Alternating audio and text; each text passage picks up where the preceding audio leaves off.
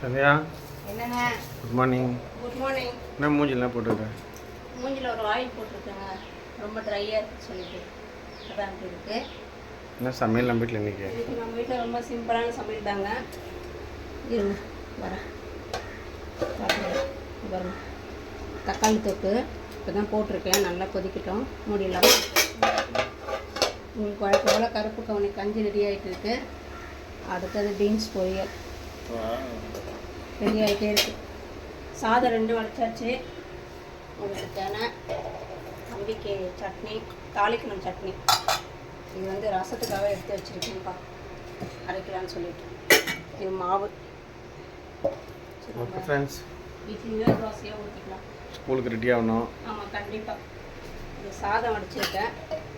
நான் இப்படி க்ளீன் போட்டு வடிச்சிடுவேன், ஏன்னா அப்போ தான் வந்து கைக்கு தண்ணி வராது. அழகாக வடிச்சிடலாம். இப்படி போட்டுட்டோம்னா அழகாக வடிச்சிடலாம். ஆமாம், இது வந்து துணி மரம் தான் போடணும், பிளாஸ்டிக் போட்டாதீங்க, டக்குன்னு மெல்ட் ஆகிடும். அவ்வளோதான்ப்பா, ரெடி ஆகிட்டு. ஓகே, லஞ்ச் ரெடியில் பார்க்கலாம். கண்டிப்பாக பார்க்கலாம் ஃப்ரெண்ட்ஸ்.